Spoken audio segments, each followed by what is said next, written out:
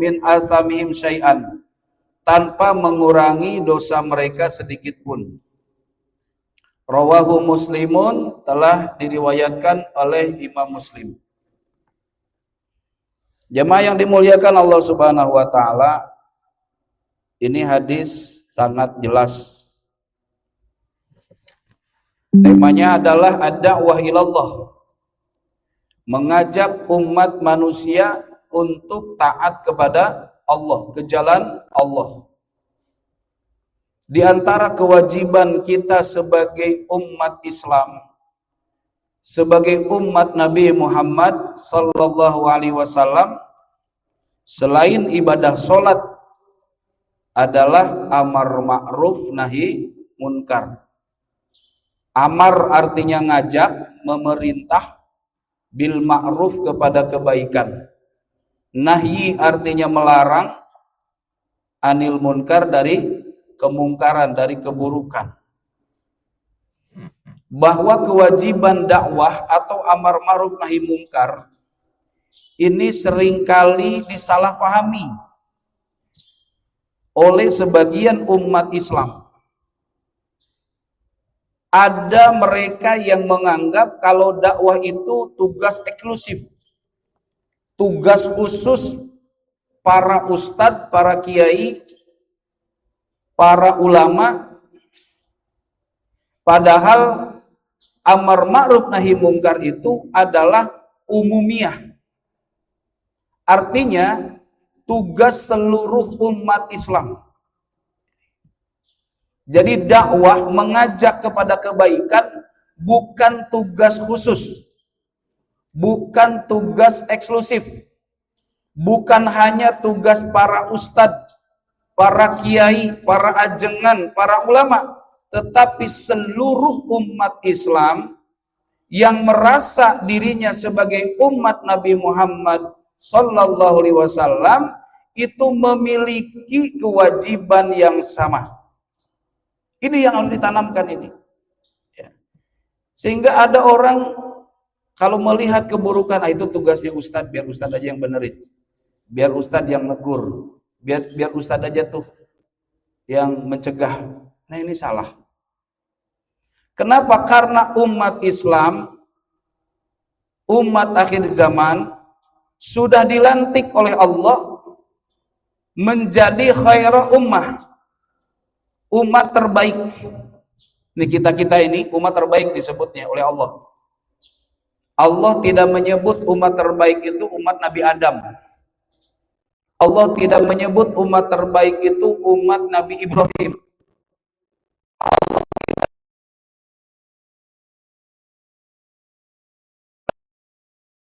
Umat terbaik itu umat Islam, umat Nabi Muhammad SAW. Padahal kalau kita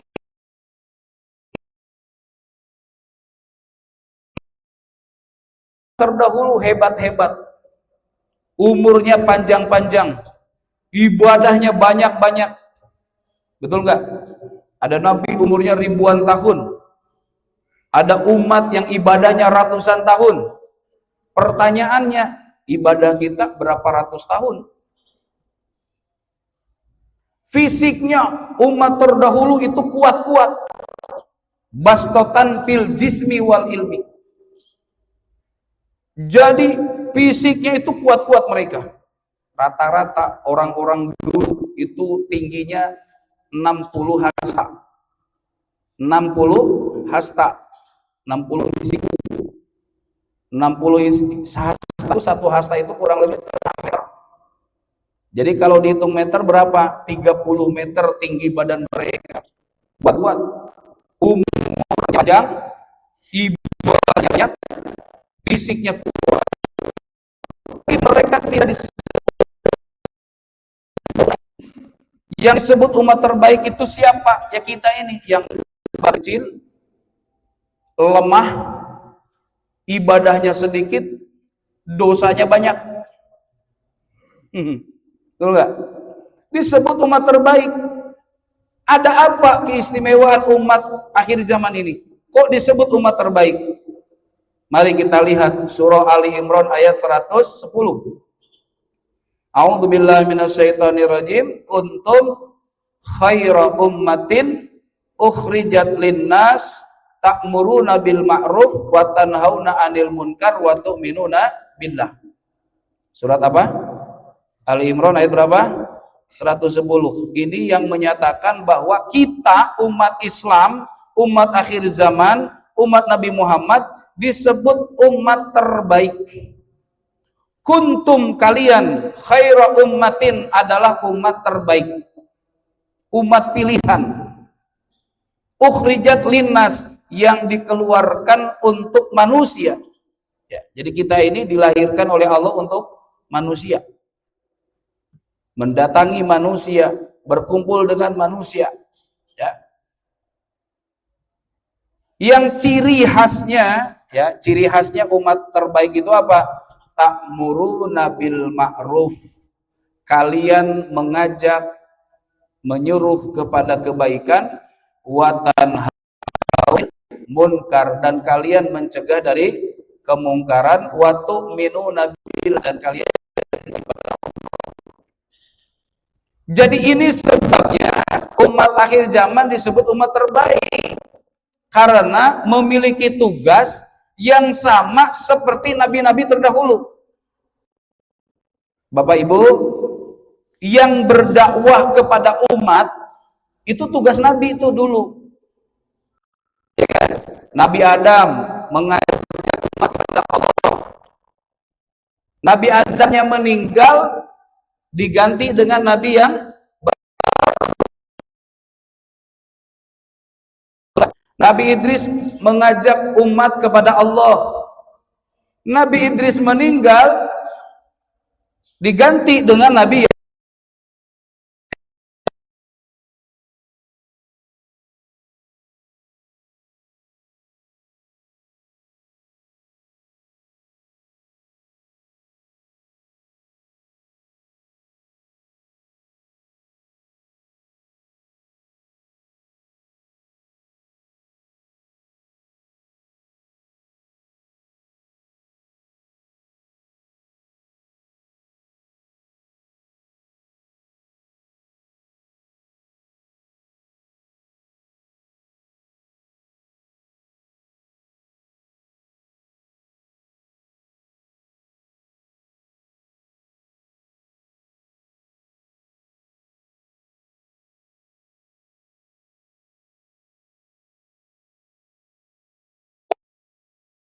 Muhammad, umat Islam, umat akhir zaman memiliki tugas yang sama seperti tugas yang diberikan oleh Allah kepada para dan para rasul. Inilah hebatnya umat.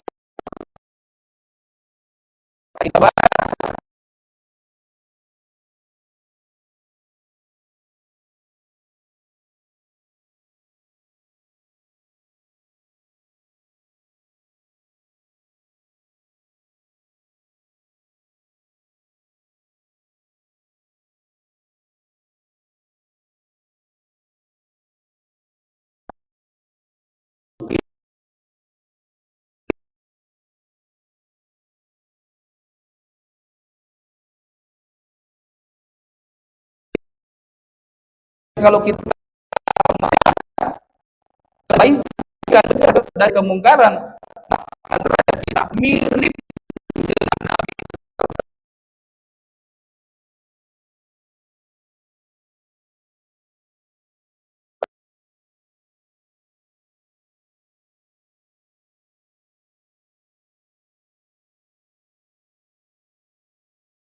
seperti nabi-nabi Bani Israel.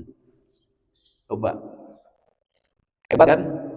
Ya, jadi kita bersyukur dipilih oleh Allah menjadi umat akhir zaman, menjadi khairul ummah, umat terbaik.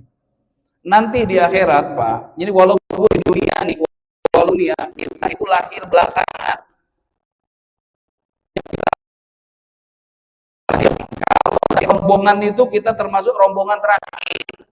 Kalau kereta itu gerbong terakhir nih kita nih. Ini gerbong terakhir nih. Sudah tidak ada lagi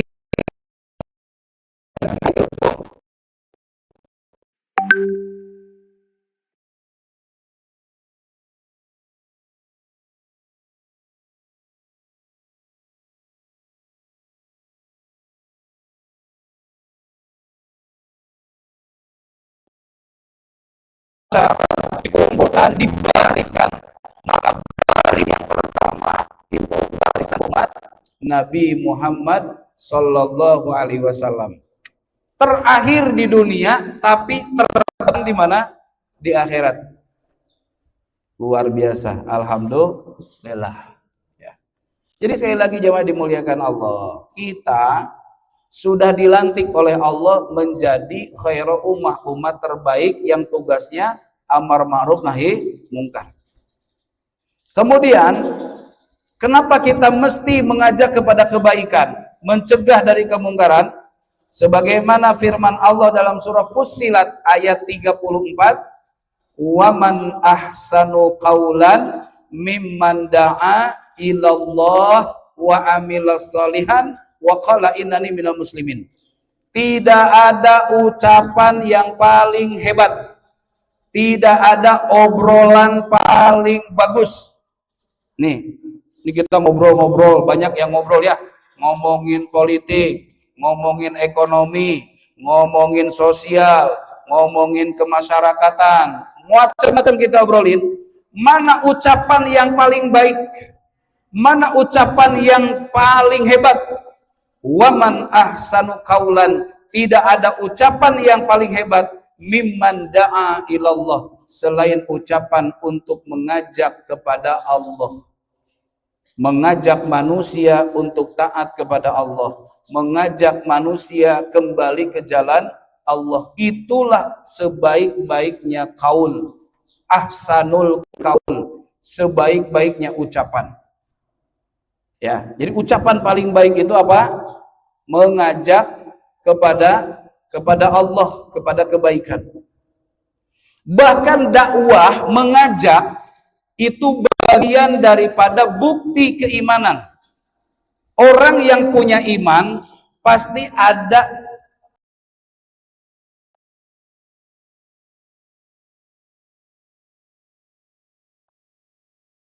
keburukan, tidak ada iman di dalam dirinya. Sebagaimana hadis Nabi, man ra'a minkum mungkaron, barang siapa yang melihat suatu kemungkaran, fal yughayyirhu bi yadi, maka harus merubah dengan apa? Tangan. Kalau kita punya tangan, rubah dengan tangan. Ini maknanya tangan ini bisa diartikan tangan secara lafad, teks, atau bisa juga dimaknai tangan itu adalah kekuasaan. Yang punya jabatan, yang punya kekuasaan, maka dakwahlah dengan kekuasaannya. RT ini punya kekuasaan, betul nggak? Makanya kalau mau dipilih jadi RT jangan pada kagak mau. Jadi RT bisa menjadi wasilah untuk dakwah. Kenapa? Karena tanda tangan RT ini penting. Tidak akan tembus ke lurah kalau tidak ada tanda tangan RT. Betul nggak? Iya kan? Orang mau bikin acara kebaikan atau acara keburukan izin ke RT. Kalau RT-nya tidak tanda tangan nggak jadi. Berarti RT ini punya kapasitas untuk dakwah dengan jabatannya. Kadang satu tanda tangan, nggak perlu ngomong, nggak banyak bicara, dengan tanda tangan itu bisa merubah keadaan, baik itu kebaikan atau keburukan. Maka pejabat itu, imam itu, pemimpin itu bisa paling duluan masuk surga, bisa paling duluan masuk neraka. Tergantung untuk apa jabatannya itu digunakan. Man ra'a minkum mungkaron, siapa yang melihat keburukan, kemungkaran, falyughayyirhu biyadihi, maka rubah dengan apa? Tangan. Lam yastati pabilisani, bukan lurah, bukan, nggak bisa dakwah lewat jabatan, nggak bisa dakwah lewat kekuasaan, maka fal yughayyirhu bi lisanih. Ayo kita rubah dengan kita punya mulut. Semua dikasih mulut. Wahadainahun najain walisanan wasyafatain. Allah ngasih lisan nih, bisa bicara. Kalau ngelihat kemungkaran terus kita diem, itu kata Nabi asyaitonul ahros, Apa itu? Setan bisu. Jadi ada namanya apa? Setan bisu. Setan bisu itu apa? Orang yang mendiamkan, membiarkan keburukan di depan matanya, gak mau dia merubahnya walaupun dengan kata-kata. Ini namanya setan bisu. Karena hanya setan yang suka, yang setuju dengan kemungkaran. Nah, jemaah dimuliakan Allah, dakwah, mengajak kepada kebaikan. Oh, saya bukan ustadz, gak ada hubungan dengan ustadz. Mengajak siapa saja bisa. Bahkan anak kecil bisa Pak ngajak. Betul nggak? Ini anak kecil, anak SD, mungkin anak TK juga bisa ngajak. Ya, misalnya nih, pas adzan subuh tadi, anak kita duluan bangun. Ayah bangun, sholat subuh. Tuh, berarti anak sudah apa? Dakwah, mengingatkan ayahnya. Jadi dakwah ini bisa dilakukan oleh semua orang, semua usia, semua jenis. Mudah dakwah itu, mengajak, mengingatkan itu, Pak. Ya. Jadi siapa yang melihat kemungkaran maka rubah dengan apa tadi? Tangan, dengan kekuasaan. 2, kalau tidak mampu dakwah dengan lisan. 3, fa'il lam yastati, kalau enggak punya mulut, nih, mulutnya gagu, mulutnya kaku, enggak bisa ngomong, maka fabi qalbi, rubahlah kemungkaran dengan hati. Gimana?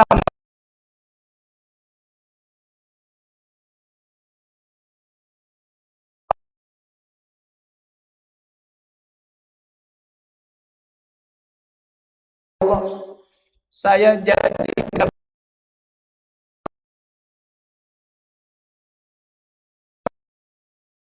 saya mau ngomong kaku mulut ini ya Allah. Kalau ngomong nanti orang tambah marah sama saya, tambah benci. Dalam hati benci dengan kemungkaran, doakan orang yang melakukan kemungkaran agar dapat hidayah. Nah itu dakwah. Wa dzalika adhaful iman. Orang yang benci kemungkaran dengan hatinya, risau dengan kemungkaran hatinya, itu termasuk golongan orang paling lemah imannya.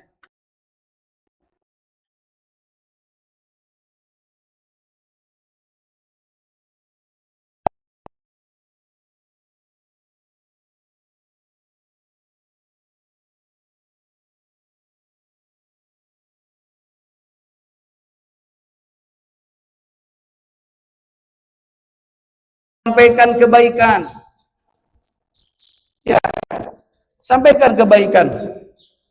Gak perlu pakai dalil, gak perlu pakai ayat, gak perlu pakai kenapa? Bukan ulama pinter, kata yang mudah dimengerti. Diajak sholat gak perlu pakai dalil, ya. Nah, sholatnya ayatnya surah Al-Baqarah, waqimus sholat, dah gak perlu pakai dalil. Semua yang namanya kebaikan, makanya disebut ma'ruf. Semua kebaikan itu ma'ruf. Apa arti ma'ruf? Sudah tahui. Orang awam aja tahu, Pak. Sholat itu baik, berlaku adil itu baik, jujur itu baik, gak lupa.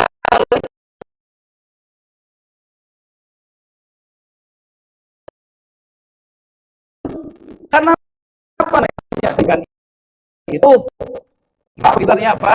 Sudah diketahui oleh orang. Jadi pahami? Jadi kalau kita masih ingin disebut orang beriman, gunakan potensi kita baik dengan batan atau ucapan, minimal dengan hati. Ya. Bahkan yang dimuliakan Allah, dakwah itu adalah mencegah azab Allah. malapetaka, mencegah bencana.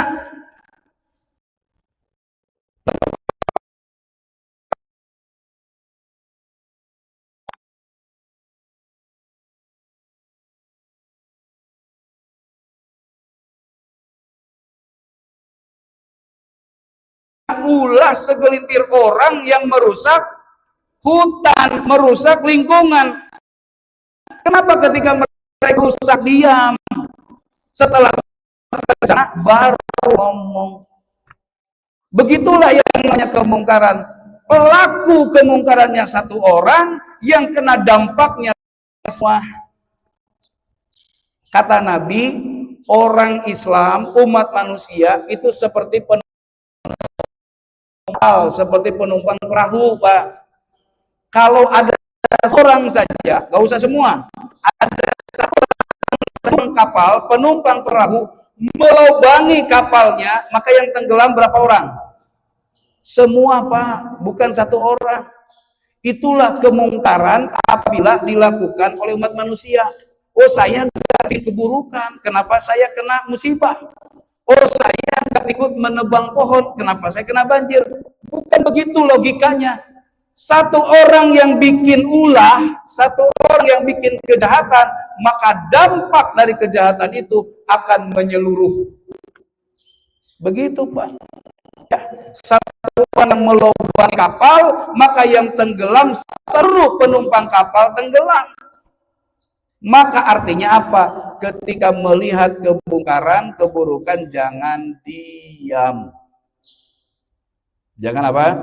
Jangan diam. Ya Allah, mungkin ya, mungkin bangsa kita saat ini kok nggak merasa sejarah, nggak merasa aman. Ya jangan-jangan ada pelaku kemungkaran yang mereka dibiarkan gitu. Itu aja. Ya. Sedikit orang yang bicara, sedikit orang yang apa yang mau merubah itu kemungkaran itu. Kan kalau golongan-golongan saya nih, apa sih kemampuannya? Paling kalau kekuasaan, kita nggak punya kekuasaan ya, betul nggak? Kita nggak punya jabatan, minimal kan mulut nih. Ini mulut nih, kalau kata Nabi apa? Qulil haq, katakan kebenaran, walau karena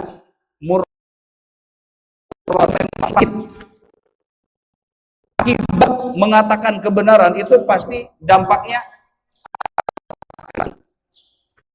ya minimal kan dibenci sama orang yang kita inginkan. Ya ujung-ujungnya kadang dipenjara, dikriminalisasi, kan begitu. Itu resiko memang menyampaikan kebaikan. Itu.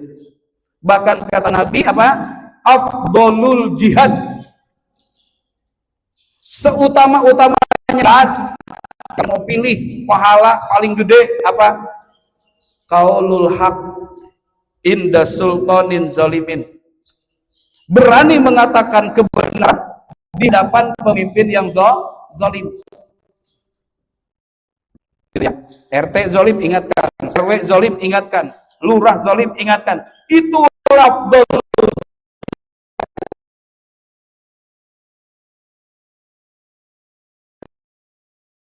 Begini, kita ini di dunia seperti sedang berada di atas kendaraan atau di atas bis.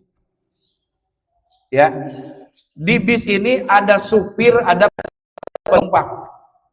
Ada supir, ada penumpang.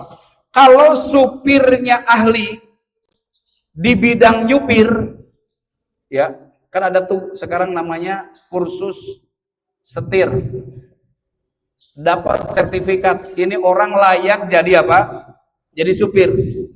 Supirnya paham, supirnya mengerti, ahli, supirnya sehat, supirnya tidak ugal-ugalan, insya Allah tenang. Betul nggak?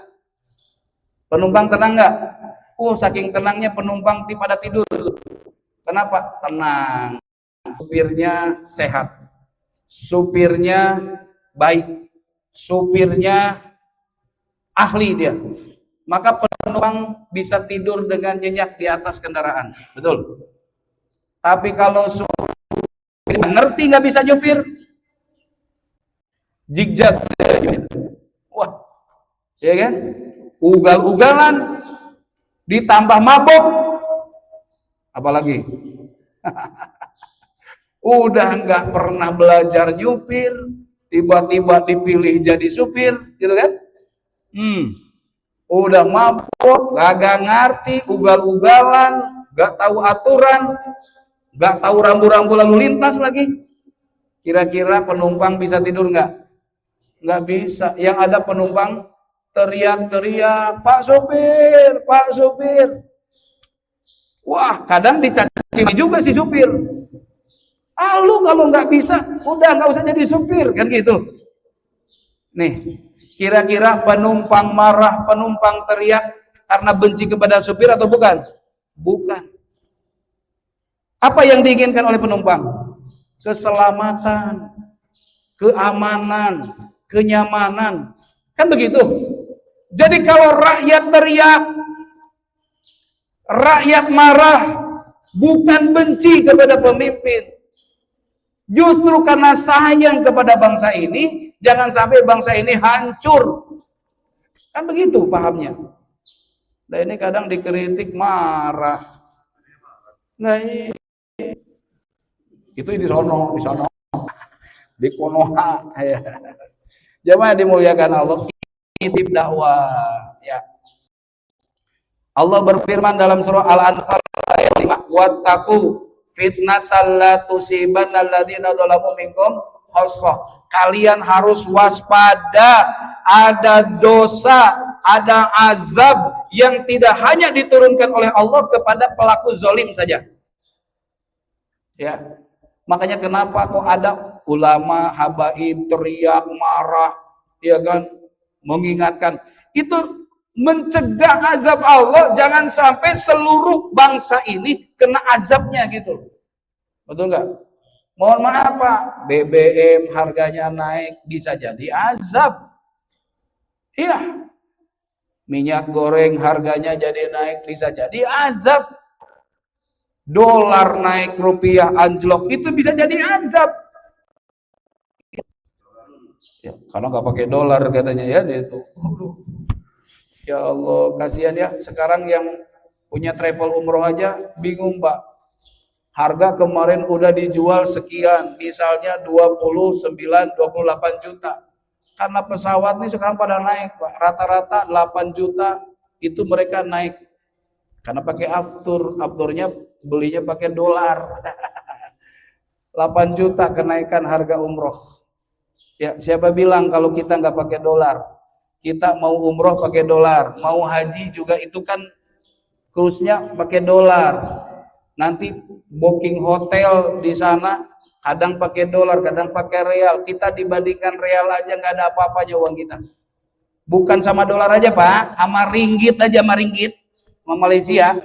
Ya Allah, hancur bagi kita. Wallahu alam, ini siksa atau ujian ya.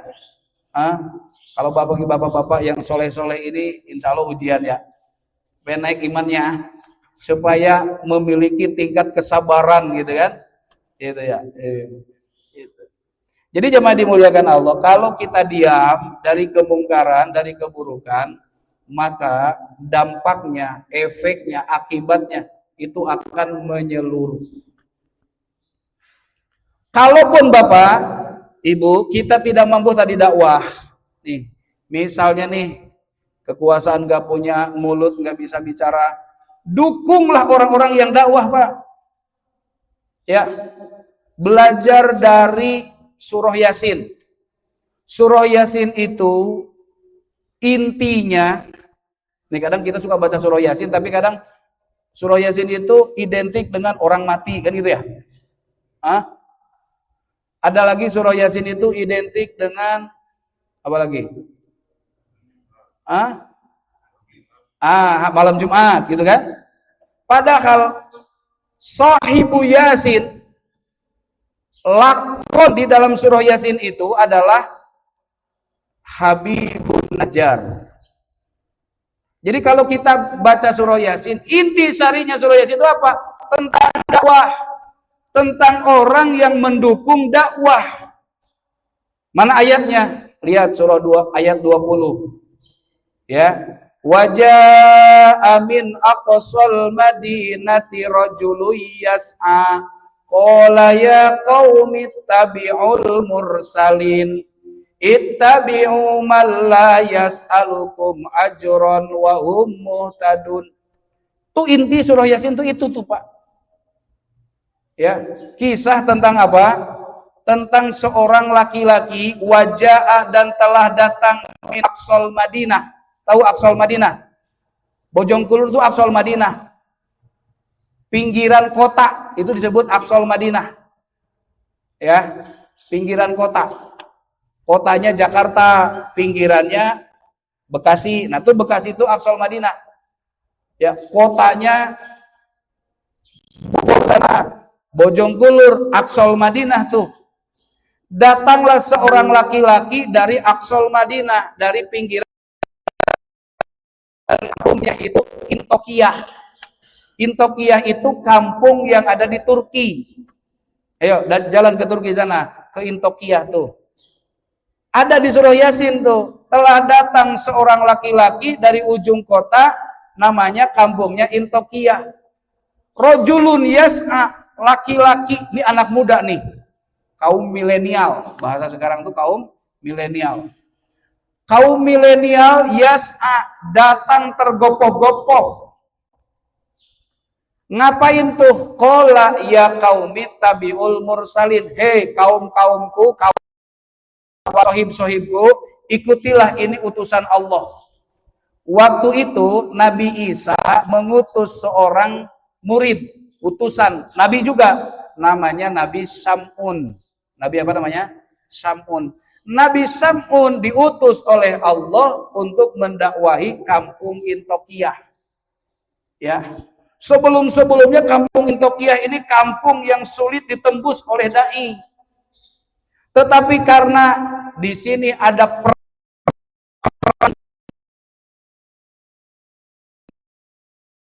kata Habibun Najjar ini bukan ustaz, Pak. Habibun Najjar ulama. Habibun Najjar ini seorang anak muda, dia punya kreativitas di bidang perkayuan. Di bidang apa? Perkayuan. Jadi sekarang itu dia lulusan teknik gitu ya. UGM. Tapi asli ini. Ya. Ya Allah. Siapa namanya, Pak? Habibun Najjar. Habibun Najjar ini anak muda. Subhanallah, Pak. Hebatnya gitu, Pak. Kalau dakwah, ini orang tua. Saya orang tua, kalau Bapak mah anak muda kan. Orang tua ngajak anak muda. Nggak boleh pakai bahasa orang tua, Pak.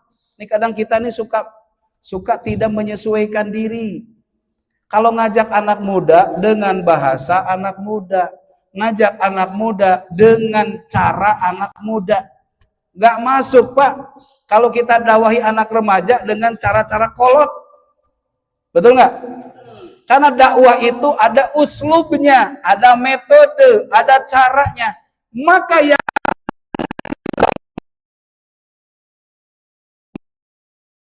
orang luar kagak ngerti karakter orang Intokiyah, maka Habibun Najjar lah yang itu Nabi Sam'un ikuti.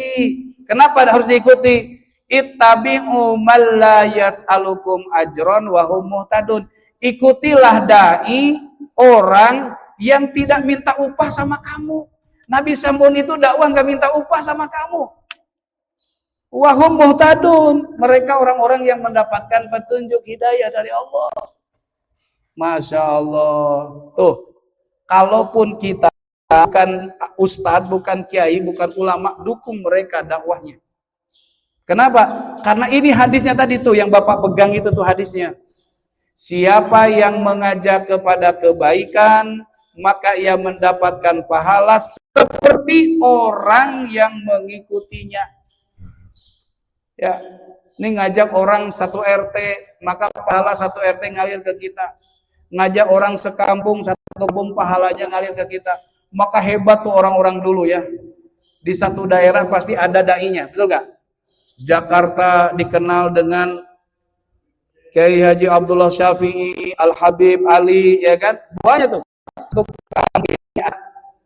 Ulama kiai yang mengajaknya. Masya Allah, itu tuh mereka orang-orang yang mendapatkan apa namanya passive income, betul ya? Aliran pahalanya nggak pernah putus. Falahum ajrun ghairu mamnun, pahalanya nggak pernah putus. Walaupun mereka sudah meninggal puluhan tahun, ratusan tahun, pahalanya ngalir terus. Kenapa? Karena dulu mereka yang mengajak kita. Orang-orang tua kita diajak oleh mereka. Mereka berhasil Pak ngajak umat. Bayangkan Pak, Indonesia mayoritas dulu agamanya apa? Hindu, Buddha. Berhasil diislamkan oleh para wali songo. Betul nggak? Kenapa? Karena mereka dakwahnya pakai metode yang tepat. Pakai metode yang tepat. Lihat Pak di Quran. Ada namanya surah An-Nahl ayat 125. Ini metode dalam berdakwah ini. Jadi dakwah nggak asal ngomong. Dakwah tidak asal mengajak, tapi ada metode. Mana metodenya? An-Nahl ayat 125. A'udzubillahi minasyaitonirrajim. Ud'u ila sabili rabbika bil hikmah. Ajak manusia ke jalan Allah dengan apa? Dengan apa, Pak? Hikmah. Apa artinya hikmah? Bijak. Ya, bahasa kita bijaksana. Bijaksana, bijak sini. Ya, pakai dakwah itu dengan bijak, Pak. Maksudnya gimana? Dakwah dengan bijak itu. Lihat, Pak, ya. Kalau yang namanya dakwah itu harus dilihat dulu mad'unya, mukhotobnya, audiennya, masyarakatnya. Ini masyarakat kampung dengan masyarakat komplek, masyarakat kampung dengan masyarakat kota itu beda cara ngajinya Pak. Beda cara ngajaknya. Nggak sama. Ya. Ini kalau bapak-bapak begini nih, udah hampir 1 jam ini ngaji nih. Belum ada kopi kan? Masih melek bapak-bapak, bener gak? Ya. Bapak-bapak masih mau dengerin kan? Nah, kalau di kampung nggak begitu caranya Pak. Saya orang kampung, saya ngaji di kampung. Begini nih.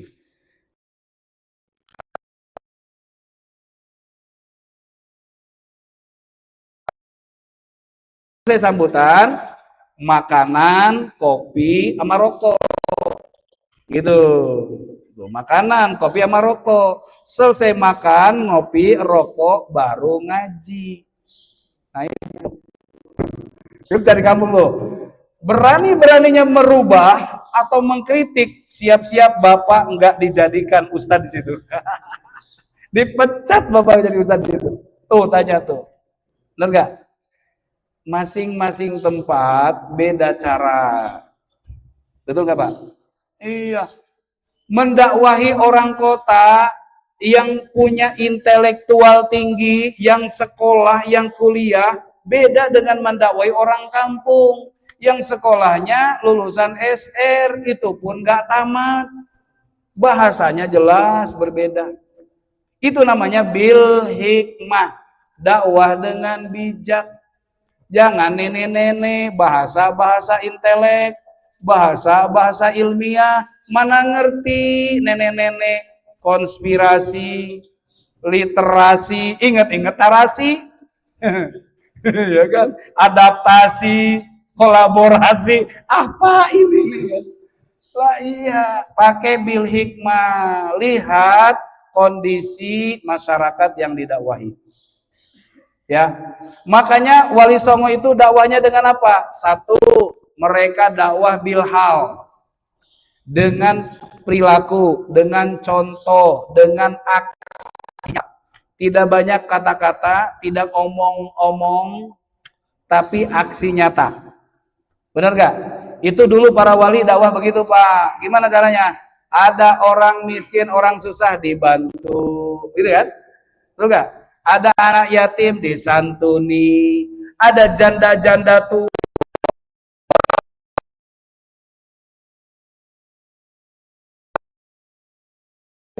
Ada janda-janda muda disayangi, gitu kan? Ya, dia apa? Dikasih? Oh ya, silakan. Ya, jadi dakwah bilhal itu dakwah dengan aksi nyata, gitu Pak. Ya, ada santunan, nih misalnya pengobatan gratis, itu dakwah bilhal, nggak perlu ngomong pakai dalil, udah cukup. Ayo mau tes apa namanya tensi, yang mau cek kesehatan, monggo, dakwah itu. Karena itu tadi mohon maaf, bukan hanya verbal. Dokter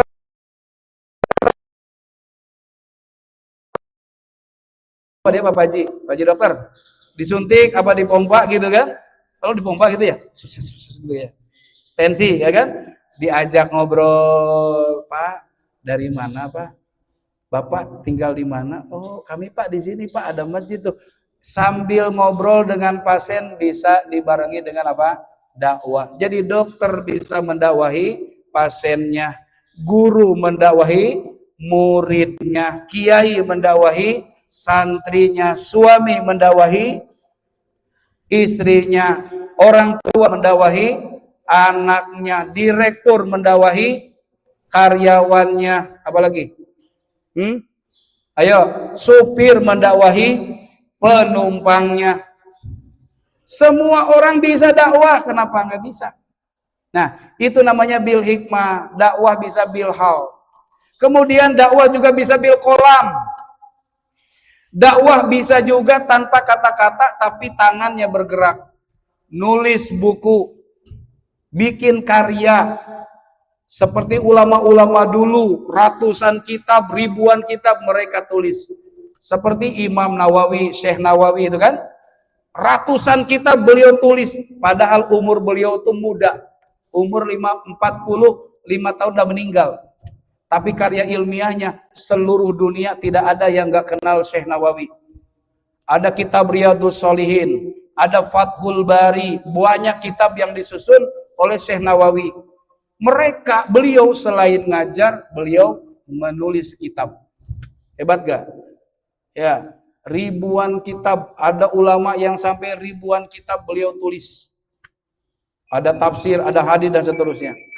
Nah, ini dakwah nih, nulis buku, nulis kitab, artikel, majalah yang di situ memuat dakwah, mengajak kepada kebaikan. Kalau siapa ini namanya Kang Handi ini tukang digital kan? Ini namanya dakwah digital. Ya kan? Dakwah digital itu gimana? Buat konten-konten yang mengajak kepada kebaikan lewat media sosial.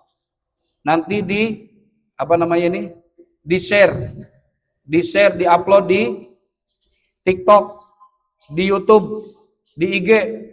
Ini dalam rangka dakwah ini, Pak. Dakwah ini sekarang mudah dan banyak fasilitas dakwah. Ya, namanya dakwah digital. Ya, dakwah digital, bikin konten. Sedikit apa? Ya, enggak ngaji lama-lama. Cuman di Raudatul Jannah aja yang suka ngaji lama-lama. Ya, coba Bapak YouTube panjang 1,30 menit gitu. Males kan dengernya. Orang gitu ya. Orang sekarang nggak begitu suka dengerin ceramah lama-lama. Maunya buru-buru. Kenapa? Apalagi sudah disiapkan sarapan. Apalagi sudah bunyi kodenya tadi. Itu nggak mau lama-lama. Jadi dakwah bisa dakwah digital, Pak. Kemudian dakwah juga bisa melalui kultur, budaya lokal. Ini penting nih, Pak. Kadang nih orang kita ini suka, oh itu nggak ada dari nabinya. Ente dakwah bukan di Madinah, ente dakwah bukan di Mekah, ini di Indonesia, ini di Jawa, kan gitu. Punya kultur yang berbeda, Pak. Nih, saya punya pengalaman dakwah saya di daerah Jawa Tengah, di Sragen. 3 hari, Pak, di masjid, ngajak orang ke masjid menjaga berjamaah, nggak ada yang dengerin dan nggak ada orang. Jamaahnya cuma 1-2 orang saja. Selama 3 hari 3 malam kita ngomong, gak ada yang dengerin. Besoknya Pak, ada undangan tahlilan, ada yang meninggal. Ada undangan tahlilan. Saya diundang. Ustadz tolong besok datang ya, ada tahlilan di rumah Pak Fulan. Saya datang. Di situ yang hadir Pak, satu kampung. Bapak-bapak, ibu-ibu semuanya tumplek datang di acara tahlilan. Saya heran. RT RW-nya ada semua di situ. Saya diberi kesempatan oleh tuan rumah, Ustadz tolong sampaikan nasihat tentang kematian. Pas ngomong tentang kematian, pentingnya iman, amal soleh di tempat tahlilan Pak. Subhanallah, besoknya banyak orang ke masjid Pak. Jadi yang namanya dakwah nggak mesti di masjid, di mimbar. Kita mengikuti kultur kumpul.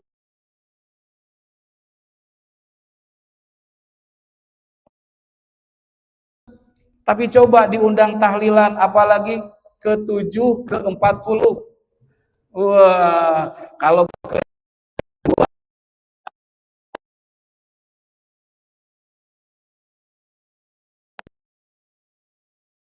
disitulah saatnya kita menyampaikan dakwah. Jadi kadang pada dakwah itu kita harus cerdas, mengikuti kultur masyarakat. Seperti Wali Songo, Sunan Kalijaga. Sunan Kalijaga berdakwah lewat apa Pak? Ayo, lewat seni, lewat pewayangan. Beliau itu apa sih namanya? Dalang. Nah, beliau itu dalang. Nah, cerita pewayangan, lakon pewayangannya dirubah dengan apa? Dengan akhlak Islam, sejarah Islam, dengan nilai-nilai keislaman itu dibahasnya di dalam pewayangan. Kalau di Sunda itu ada namanya Asep Sunandar, ya kan? Beliau itu kalau main wayang Pak nggak ngomong macam-macam, pasti yang diomongin diselipin dakwahnya, ngingetin tentang tauhid, tentang ibadah, tentang akhlak. Cakep Pak, itu dakwah. Jadi dakwah ini bukan ini haram, bid'ah, sesat, neraka. Nggak bisa Pak model begitu. Masyarakat nggak bisa. Maka dakwah itu bisa lewat kultur. Ada istilah di Jawa ini selamatan, ada istilah syukuran, ada istilah kendurian. Ini di dalamnya kita isi baca Quran, zikir, tausiah. Itulah sarana untuk menyampaikan kebaikan. Saya kemarin Pak diundang tahlilan, si tuan rumah nangis Pak. Kenapa? Ustaz, saya kemarin merasa sedih kehilangan istri saya meninggal. Setelah Ustadz menyampaikan tentang hakikat hidup, bahwa semua itu adalah proses perjalanan menuju kematian, dia bilang, saya jadi sadar. Sekarang saya ikhlas. Ya, saya ikhlas apa yang saya alami. Tuh, kadang Pak, dengan tahlilan orang jadi sadar. Sebelum-sebelumnya mungkin dia merasa kehilangan, seolah-olah tidak ridho dengan ketetapan Allah, tapi karena kita adakan nasihat di situ, tersadarkan. Itu dakwah. Ya, jadi jemaah dimuliakan Allah, dakwah itu tidak kaku ya. Bisa dakwah lewat digital, bisa dakwah lewat apa tadi? Budaya ya. Intinya dakwah itu umumiyah. Apa Pak? Umumiyah itu artinya apa?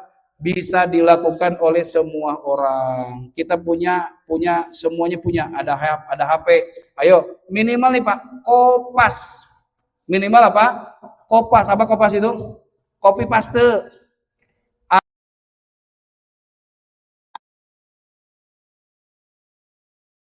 Ambil, kita upload. Kadang Pak, saya buka status orang itu kan yang ada di HP saya, satu juga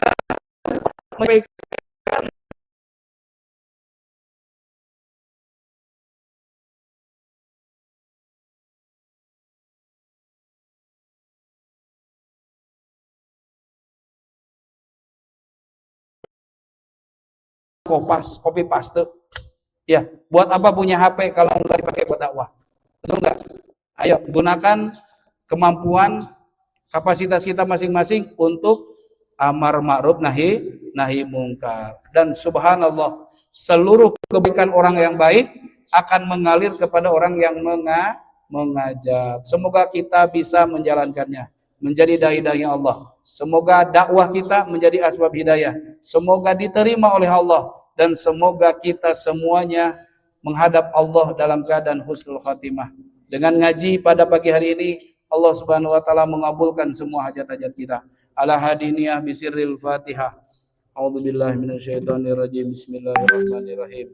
Alhamdulillahirabbil alamin arrahmanirrahim maliki yaumiddin. Iyyaka na'budu wa iyyaka nasta'in ihdinas siratal mustaqim siratal ladzina an'amta 'alaihim ghairil maghdubi 'alaihim waladdallin. Amin. Tanya jawabnya nanti sambil sarapan kalau ada. Ya, kita sama-sama tutup dengan doa kafarah majlis. Subhanakallahumma wa bihamdika asyhadu an la ilaha illa anta astaghfiruka wa atubu ilaik. Terima kasih. Assalamualaikum warahmatullahi wabarakatuh.